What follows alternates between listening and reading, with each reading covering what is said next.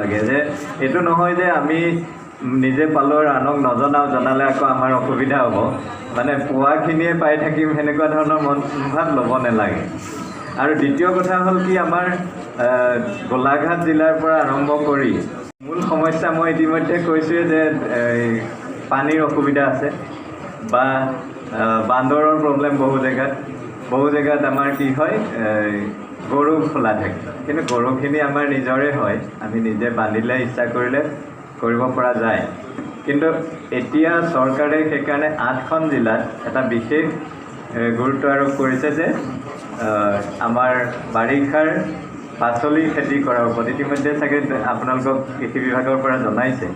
সেই ক্ষেত্ৰত এটা কৈছে যে যোৰহাট জিলাৰ যিখিনি প্ৰয়োজনীয়তা আছে পাচলি, সেই পাচলিখিনি যাতে আমাৰ কৃষকসকলে উৎপাদন কৰে।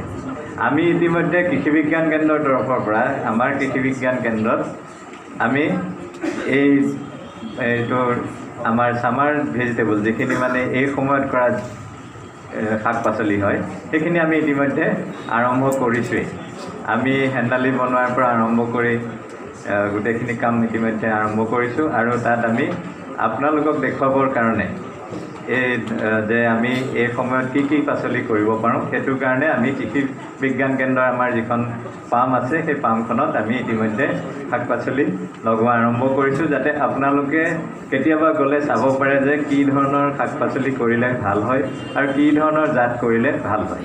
সেই কথাটো আপোনালোকে অলপ দিন পিছত যদি যায় এপ্ৰিল মাহত আপোনালোকে দেখা পাব। ঠিক তেনেধৰণে আমি দুবাৰ খেতি কৰিবলৈ হ'লে ধানৰ জাতসমূহ আমি মধ্যমীয়া জাত ল'ব লাগিব, কাৰণ আমাৰ বিশেষভাৱে আমি কি কৰোঁ, ৰঞ্জিত ধানৰ খেতি কৰোঁ। ৰঞ্জিত ধানৰ খেতি কৰাৰ লগে লগে কি হয়, আমাৰ ধান কাটি হোৱালে সময় অলপ দেৰি হৈ যায়।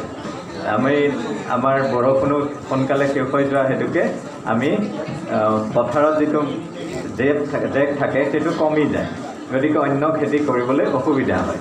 কিন্তু যদি আমি মধ্যমদিনীয়া জাত যেনেকৈ নুমলী, শ্ৰাৱণী সেই ধৰণৰ জাতবোৰ যদি কৰোঁ, তেতিয়া বা অন্যান্য জাত আৰু বহুত আছে, আমি কেতিয়াবা আকৌ ভাল ধৰণে কথা পাতিলে আপোনালোকক জনাম। আপোনালোকে বেছিভাগ মানুহে মই দেখা পাইছোঁ যে আমাৰ কৃষি বিজ্ঞান কেন্দ্ৰৰ লগত জড়িত মানুহ বহুতখিনি আছে, গতিকে কৃষি বিজ্ঞান কেন্দ্ৰইনো আমি কি কৰোঁ সেই সম্পৰ্কত আপোনালোকক মই বিশেষ ক'ব খোজা নাই।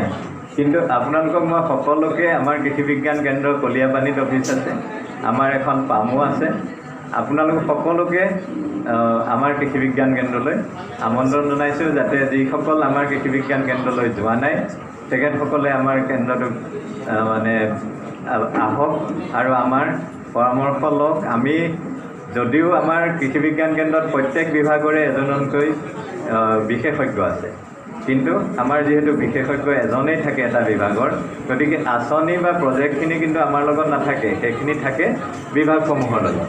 আমি কিন্তু